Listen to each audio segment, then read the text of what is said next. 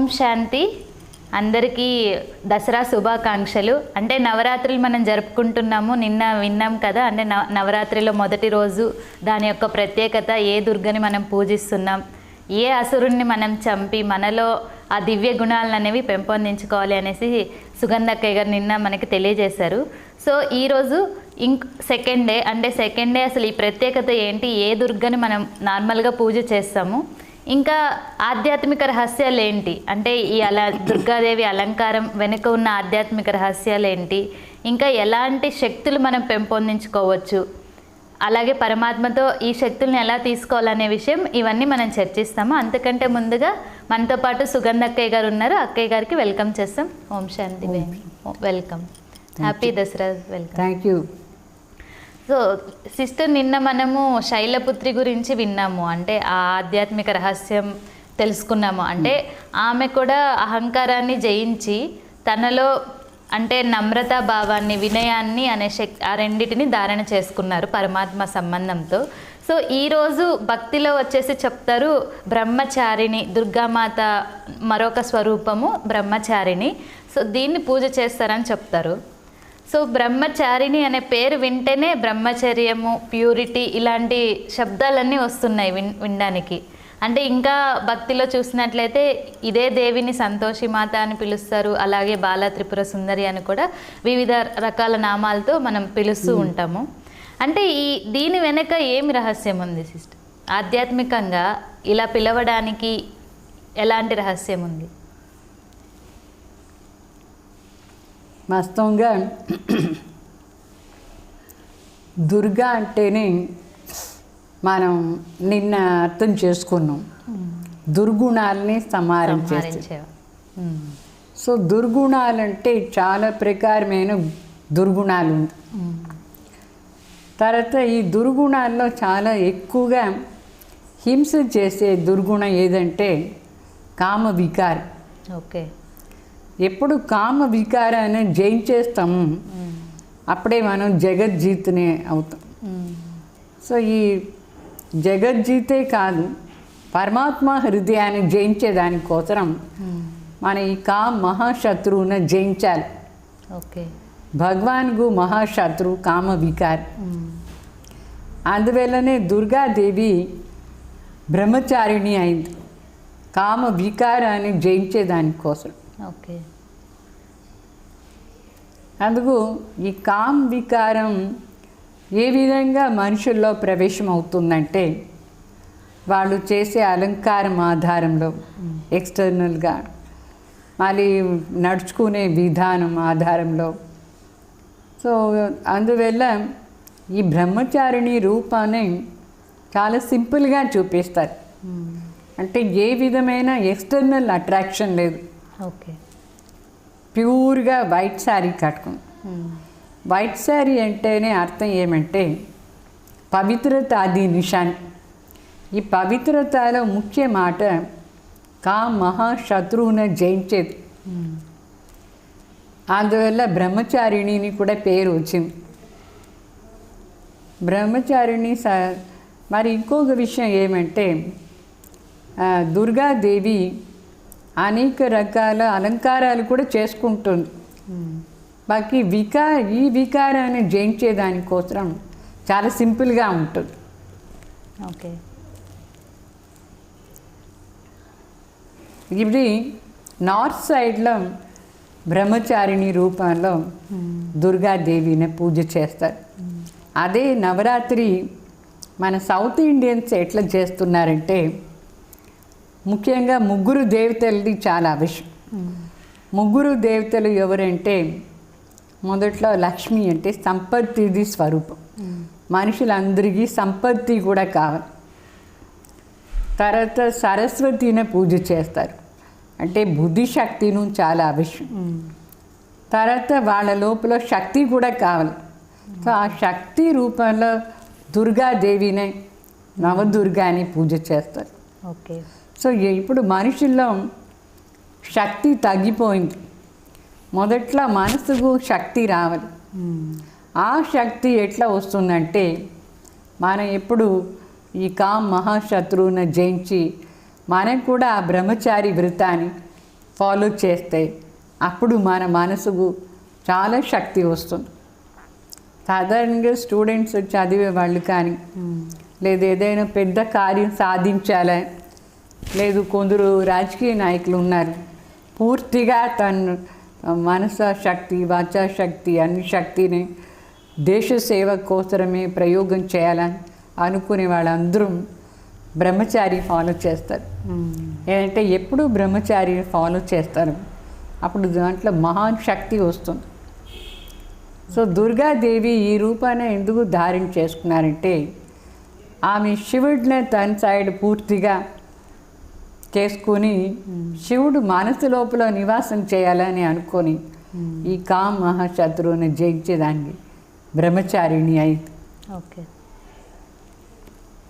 అందుకోసం తను వైట్ శారీ కట్టుకొని ఆ ప్యూరిటీకి చిహ్నంగా చూపిస్తాను. ప్యూరిటీ దాంట్లో కూడా కామ మహాశత్రువుని జయించే రూపం అది. కామ వికారం అనేది చాలా పెద్ద హింస చేసే వికారం. దాన్ని జయించేస్తే మనసుకు అంతే శాంతి కూడా ఉంటుంది. సో ఈ వైట్ కలర్ అంటేనే ఒకటి శాంతి మరి పవిత్రత గురించి, మనశ్శాంతి అంతే ఉంటుంది, చాలా పీస్ఫుల్గా ఉంటుంది. తర్వాత మనసు ప్యూర్గా ఉంటుంది. పవిత్ర మనసులోనే శాంతి ఉంటుంది. ఏంటంటే పవిత్రత అనే సుఖం శాంతికు జనని. ఓకే. తల్లి లేదంటే సుఖం లేదు, శాంతి లేదు. సో ఆ పవిత్రత అది నిశాని మన బ్రహ్మచారిణి రూపంలో దుర్గాదేవిని పూజ చేస్తాం. ఓకే. ఇంకా ఇప్పుడు ఈ అలంకారంలో భక్తిలో చూసినట్లయితే బ్రహ్మచారిణి అంటే ఒక చేతిలో కమండలం పట్టుకొని ఉంది, ఒక చేతిలో మాల. అంటే వీటికి ఆధ్యాత్మికంగా ఏదైనా రహస్యం ఉందా వీటి గురించి? అంటే కమండలం అంటే ఎప్పుడు దాంట్లో నీళ్ళు ఉంటుంది. ఆ నీళ్ళలో కూడా చాలా శక్తి ఉంది. ఓకే. ఎప్పుడు ఎవరికైనా ఋషి మునిలు చూసి ఉంటారు మీరు, ఎవరికైనా శాపం ఇవ్వాలంటే కమండలం నుంచి నీళ్లు తీసుకొని ఇట్లా శాపం చల్లితే వాళ్ళకి శాపిత అయిపోతుంది. ఎవరికైనా వరదానం ఇవ్వాలి, పుణ్యకార్యం చేయాలి, మొత్తం హౌస్ అంతా పవిత్రం చేయాలంటే కూడా కమండలం ఉండి నీళ్లు తీసుకొని ఇట్లా చల్లుతారు, అంటే పవిత్రం అయిపోతుంది. సో నీళ్ళలో అంత శక్తి ఉంది. ఓకే. ఏ సంకల్పంతో మన నీళ్ళన ప్రయోగం చేస్తాము అది జరుగుతుంది. ఓకే. ఎందుకంటే నీళ్ళు మన మనసులో ఉండే సంకల్ప శక్తిని తీసుకుంటుంది. ఓకే. అట్రాక్షన్ పవర్ దానికి ఉంటుంది. సో ఏమనుకుంటే మనం నీళ్ళన ప్రయోగం చేస్తాం, ఆ నీళ్ళు ఆ పని చేస్తుంది. ఓకే. అందుకు చేతో కమండలం ఎందుకు ఎప్పుడు ఉందంటే, బ్రహ్మచారిణి తన జీవనంలో పురుషార్థ యాత్రలో పోతూ ఉండేటప్పుడు ఎవరైనా అట్లా శత్రువులు వస్తారు. శత్రువునే పూర్తిగా సంహారం చేసేది ఈ నీళ్ళతో నీళ్ళు చల్లి. మరి తను ఏం లక్ష్యం పెట్టుకుందో ఆ లక్ష్యాన్ని సాధించే దానికోసం కూడా ఆ నీళ్ళలో పవర్ ఉంది. అందువల్ల ఎప్పుడు కమండలం చేత పెట్టుకుంటూ ఉంటుంది. ఇంకొక చేత మాల అని చెప్పిన, మాలనే జపం చేసేదంటే కాన్సన్ట్రేషన్ పవర్. ఎప్పుడు కాన్సన్ట్రేషన్ పవర్ ఉంటుందో ఆ కాన్సన్ట్రేషన్ పవర్ననే జపం లాగా చూపిస్తారు. సో ఏకాగ్రత శక్తి ఆధారంలోనే మన మనసులో ఆ శక్తి వస్తుంది.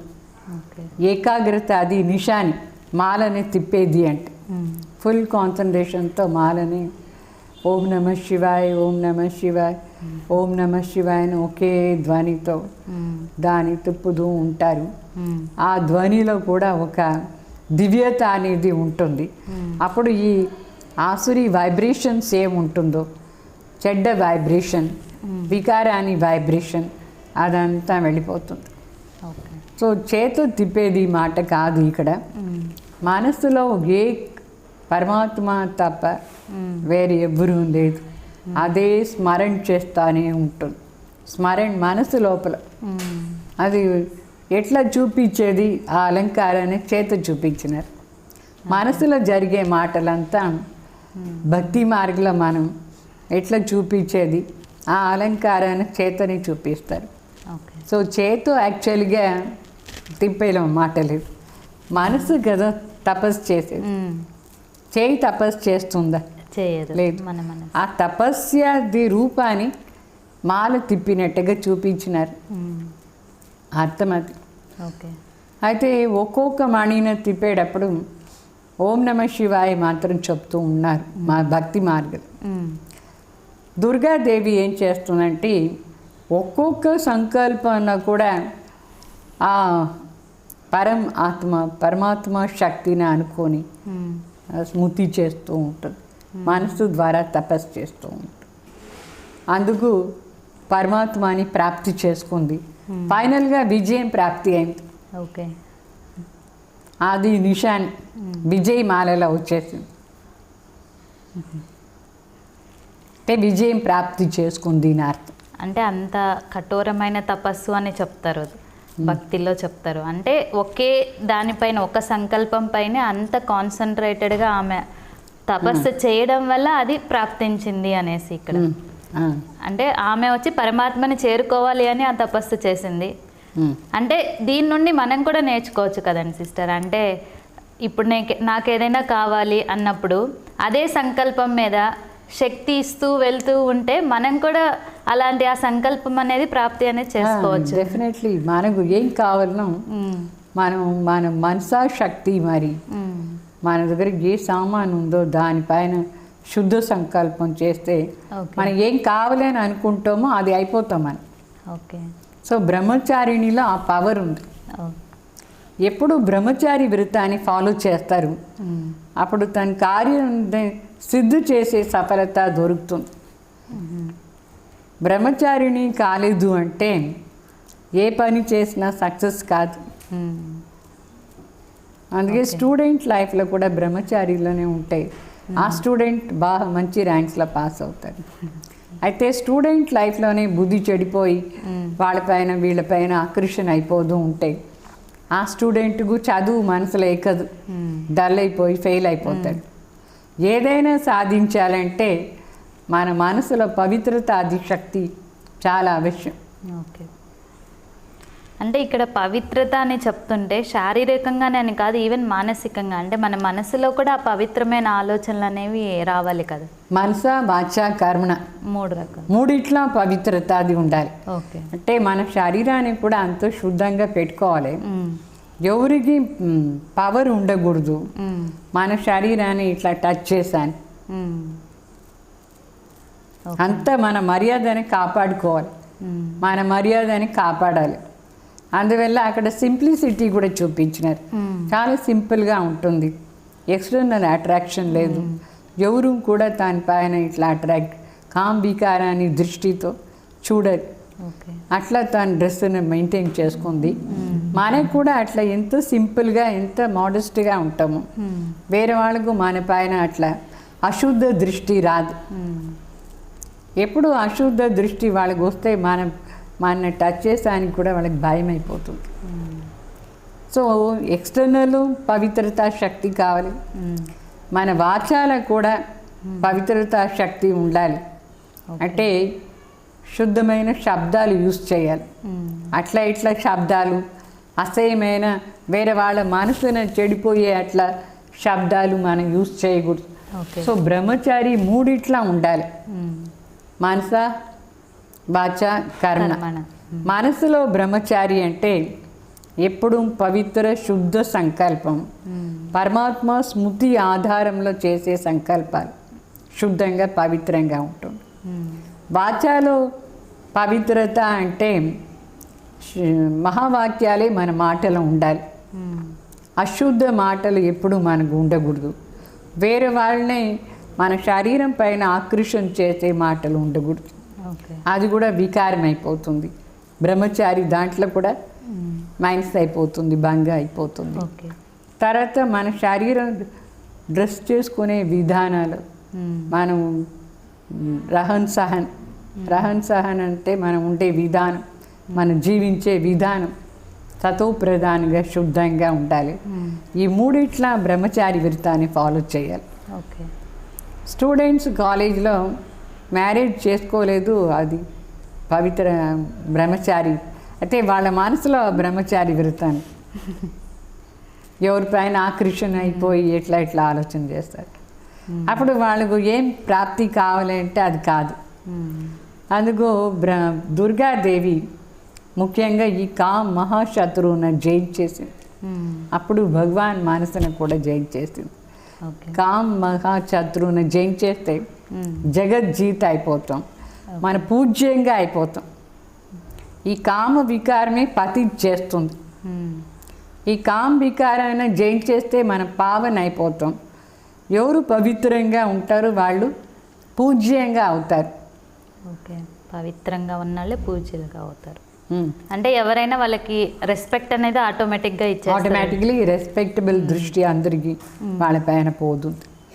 ఆ పవిత్రత శక్తి ఆధారంలో, మర్యాదగా ఉండే డ్రెస్ ఆధారంలో అట్లా అది అర్థం అక్కడ.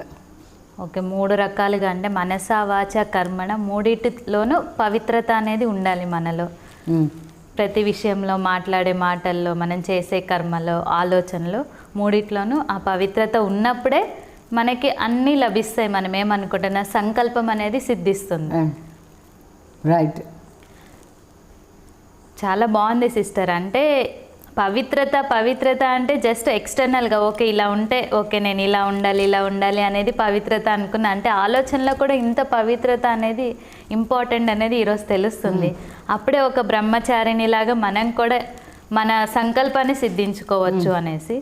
సో ఇప్పుడు దీన్ని జయించడానికి అంటే ఈ వికారాలు మనలో కామ వికారం అనేది ఏదో ఒక మూలన ఉన్నా కూడా దాన్ని మనం ఎలా జయించాలి సిస్టర్? అంటే మెడిటేషన్ ద్వారా మాకు నేర్పిస్తారా? ఇప్పుడు భక్తి మార్గంలో ఏం చేస్తారంటే ఏదైనా పాపం జరిగితే పాపం చేసి అంటే కామ వికారం మహాపాపం, అది అన్ని చేసేసి పవిత్రమయ్యేదానికి గంగా స్నానం చేస్తారు. గంగా దేవిని కూడా వైట్ డ్రెస్లోనే చూపిస్తారు.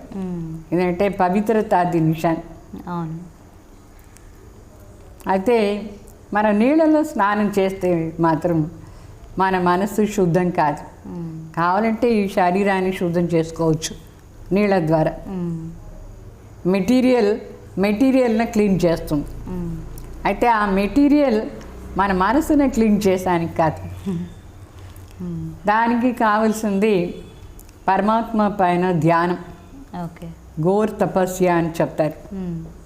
బాగా తపస్సు చేసేది అంటే ఒక్క పరమాత్మది స్మృతి స్వరూపులా ఉంటే అప్పుడు మన మనసు చాలా శుద్ధంగా పవిత్రంగా అయిపోతుంది, సతో ప్రధానంగా అవుతుంది, పావన అయిపోతాం. దాని యాక్చువల్లీ బ్రహ్మచారి వ్రతం అని చెప్తారు. దానికోసం మనం ఏం చేయాలంటే పరమాత్మ స్మృతి చేయాలి. పరమాత్మనే ఒక జడని అనుకోకూడదు. భగవాన్ చైతన్య రూపంలో ఉన్నారు. ఆ చైతన్య రూపంలో ఉండే పరమాత్మని మనం యథార్థ స్వరూపంలో చూడాలి. చైతన్యం అంటేనే మనస్సు బుద్ధి సంస్కారం ఉండేది. ఓకే. మనం కూడా చైతన్యమే. ఈ శరీరం జడం. ఈ జడం లోపల ఈ చైతన్య స్వరూప ఆత్మ ఉంది. అయితే ఆత్మ కనిపించదు. అట్లనే భగవాన్ కూడా కనిపించరు. ఎవరైనా ఇప్పటి వరకు చూసినారా పరమాత్మని? ఎవరో చూడండి. కథలేమో ఉంటారు కానీ నిజంగానే ప్రాక్టికల్ లైఫ్లో ఈ కంటి ద్వారా భగవాన్ని చూసేదానికి కాదు. ఎందుకంటే పరమాత్మ స్వరూపం కూడా సూక్ష్మాతి సూక్ష్మం, నిరాకార్ జ్యోతి స్వరూపుడు. ఆ జ్యోతి స్వరూపుడు స్మృతి చేస్తేనే మన మనసు శుద్ధంగా పవిత్రంగా అవుతుంది. ఎవరైనా దేహదారి తలంపు మనం చేస్తే ఆ దేహదారిలో ఏమేమి చూస్తాం మనం? వాళ్ళు ఎలా ఉన్నారు, వాళ్ళ కన్ను ఎట్లా ఉంది, వాళ్ళ ముక్కు ఎట్లా ఉంది, వాళ్ళ అవన్నీ చూస్తాం. నోరు ఎట్లా ఉంది, ఇదాన్ని మన బుద్ధి పోతుందా? పోతుంది అప్పుడు కంపల్సరీ. పవిత్రత లేదు. ఉమ్. ఆఫ్ చేసి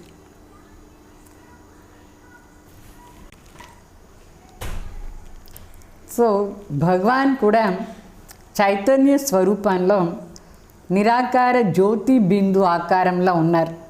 అది యథార్థ స్వరూపం.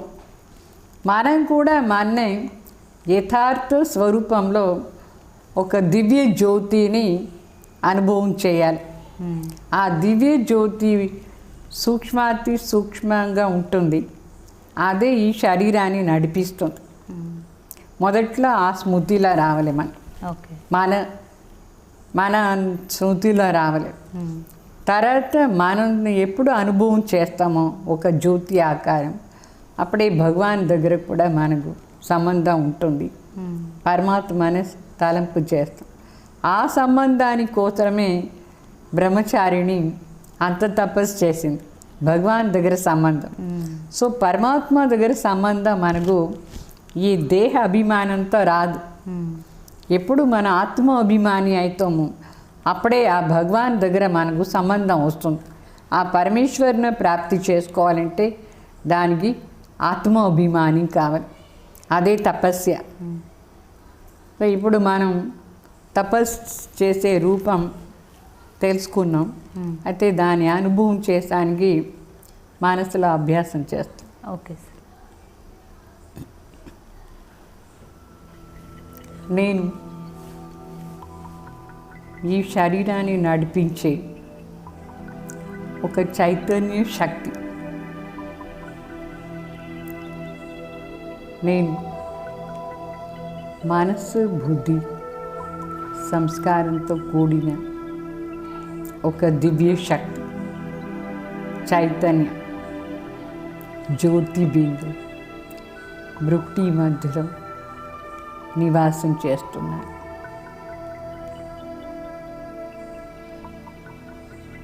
ప్రకాశ స్వరూపం మెరుస్తూ ఉన్నాను భృకుటి మధ్యలో. నాలాగే ఆ పరమేశ్వరుడు పరమాత్మ చైతన్య రూపంలో మెరుస్తూ ఉన్నారు.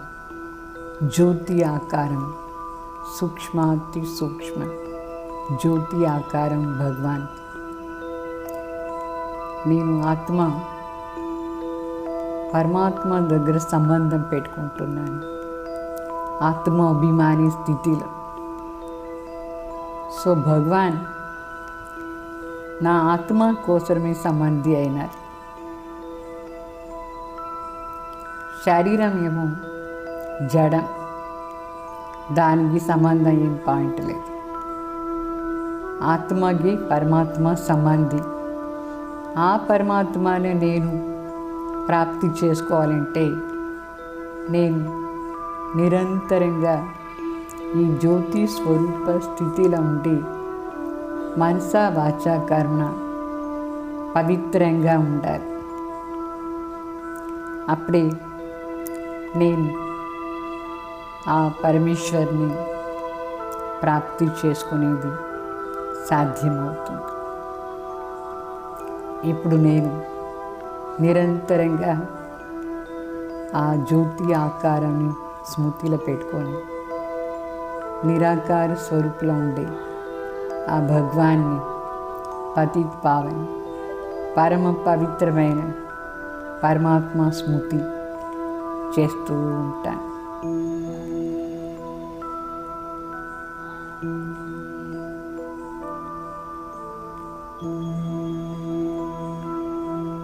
నా మనసులో నిరాకార్ భగవాన్ ఒక్కరు తప్ప వేరే ఏ రూపంలో కూడా ఏ దేహదారి కూడా లేదు. ఒక్కరే నిరాకార్ భగవాన్ నా మనసులో ఉన్నారు. నా మనసులో ఉండే ప్రీతి ఆ పరమాత్మ కోసం మాత్రమే ఉంది. ఆ పరమాత్మ ప్రీతియే నా మనసును శుద్ధం చేస్తుంది.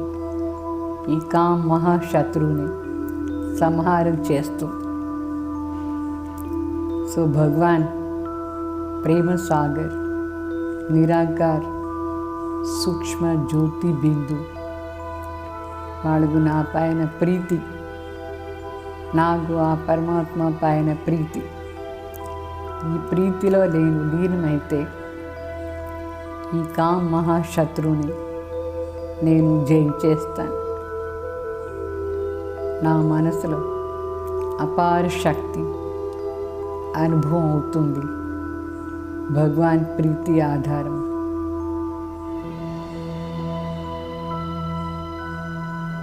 నేను పవిత్ర స్వరూపమైన జ్యోతి. మనసా వాచా కర్మ పవిత్రంగా ఉన్నాను.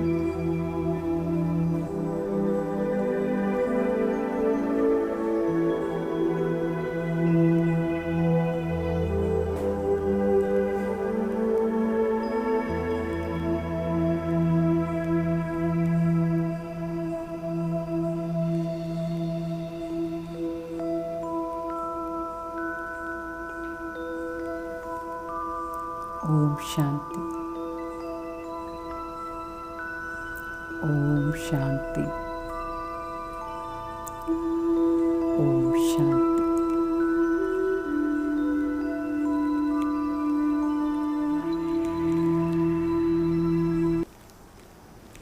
పవిత్రత అంటే చాలా ప్లెజెంట్గా ఉంది సిస్టర్. అంటే కూల్గా, నిజంగానే పవిత్రంగా ఉంటే లైట్ వెయిట్ అయిపోయి అన్నిటికీ డిటాచ్ అయినట్లు అనిపిస్తుంది ఆ స్వరూపం. అలా ఆ బ్రహ్మచారి వ్రతంలో అంత శక్తి ఉంది. జస్ట్ ఒక 2 minutes చేస్తేనే ఇంత బాగుంది అంటే నిజంగా ఆ బ్రహ్మచారిని అమ్మ అంటే మనం పూజించే ఆ దేవి అవతారంలో నిజంగా మనం అంత తపస్సు చేస్తే ఇంకా ఈ బాడీ అనేది మనకి కనిపించదు. చాలా లైట్ అయిపోయి తేలుతూ ఉంటాం గాలిలో. అంత పవిత్రంగా అది పవిత్రమైన స్టేజ్. ఇప్పుడు మహాభారతంలో కూడా భీష్మ పితామహ బ్రహ్మచారిగా ఉండే దానివల్ల వాళ్ళలో అంత శక్తి ఉంది, వాళ్ళ మాటకు అంత శక్తి ఉంది. ఆ శక్తిని మనం సంపాదన చేసుకోవాలి. మనం కూడా మన జీవనంలో ఈ బ్రహ్మచారి వ్రతాన్ని ఫాలో చేస్తే ఆ బ్రహ్మచారిణి లాగా చాలా బాగుంటుంది. సో బ్రహ్మచారిణి రూపం ఏముందో దుర్గాదేవిది, దాన్ని మనం అడాప్ట్ చేసుకోవాలి. ఓకే, అప్పుడు మనకు కూడా ఆ శక్తి వస్తుంది. ఫాలో చేయాలి. ఒరే కథలాగా వింటాం కానీ మన ఆ స్వరూపం మనమే అయిపోతే ఎంత బాగుంటుంది. సో ఈరోజు ఈ బ్రహ్మచారిణి గురించి తెలుసుకొని ఆ పవిత్రత శక్తిని అనేది నేను అనుభవం చేశాను సిస్టర్. నిజంగా కామ మహాశత్రువుని జయించాలి మనం.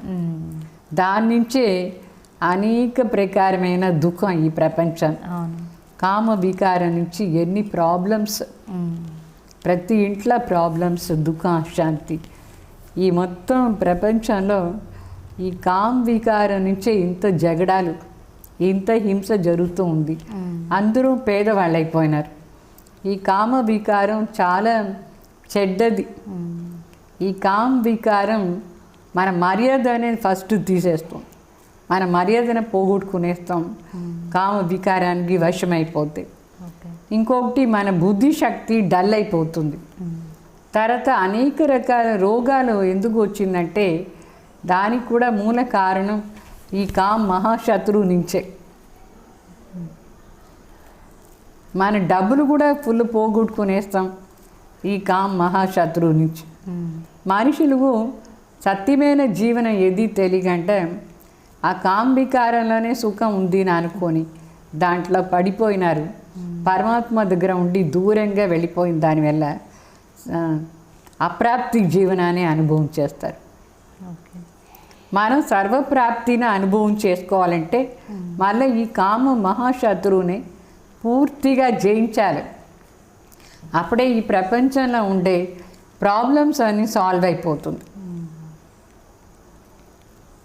దాంట్లో సుఖం లేదు, దాంట్లో ఫైనల్గా దుఃఖమే ఉంది. అందుకు ఈ నవరాత్రిలో ముఖ్యంగా ఈ అందరూ పూజ చేసేటప్పుడు నవరాత్రిలో పవిత్రంగానే ఉంటారు, చాలా వరకు శుద్ధంగా ఉంటారు. అయితే బ్రహ్మచారిని స్పెషల్గా పవిత్రతా శక్తిని ఎట్లా అడాప్ట్ చేసుకొని శక్తి ప్రాప్తి చేసుకొని మనం అందరూ కూడా అలా అవ్వాలి, బ్రహ్మచారిని లాగా ఆ పవిత్రత శక్తిని పొందు. ప్రపంచంలో ఉండే ప్రాబ్లమ్ను సాల్వ్ చేయాలంటే మనం బ్రహ్మచారి అడాప్ట్ చేసుకోవాలి. ఓకే సిస్టర్, ఖచ్చితంగా చేస్తాం. సో ఇదండి ఈరోజు అంటే బ్రహ్మచారిణి కథ, అంటే దాని వెనక ఉన్న ఆధ్యాత్మిక రహస్యాలు. అంటే సిస్టర్ చెప్పారు కదా, మనలో ఉన్న కామ వికారాన్ని జయించేసి పవిత్రత శక్తిని పరమాత్మ నుండి పొందుతూ మనం కూడా పవిత్రంగా అంటే రెడీ అవుతూ ఉండాలి రోజు రోజు. ఆ శక్తి అనేది మనలో పెంచుకుంటూ ఉండాలి.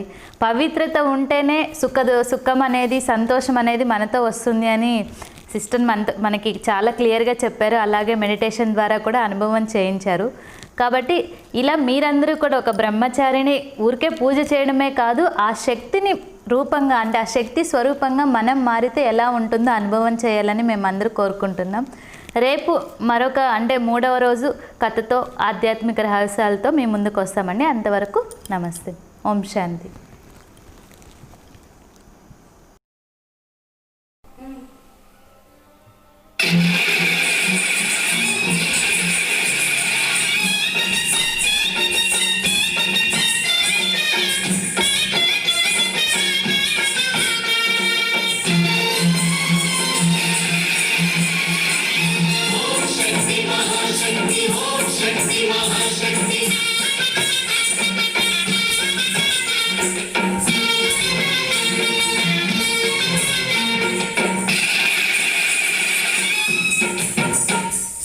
అమ్మా భవానీ లోకాల నీలే ఓంకార రూపమమ్మా, తల్లిని మహిమల్ని చూపవమ్మా.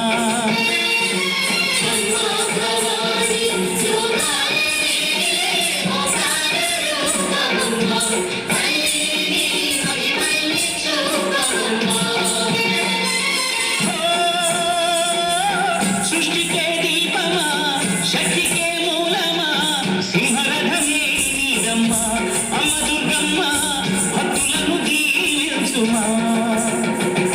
అమ్మా భవానీ లోకాల నీలే ఓంకార రూపమమ్మా, తల్లిని మహిమల్ని చూపవమ్మా.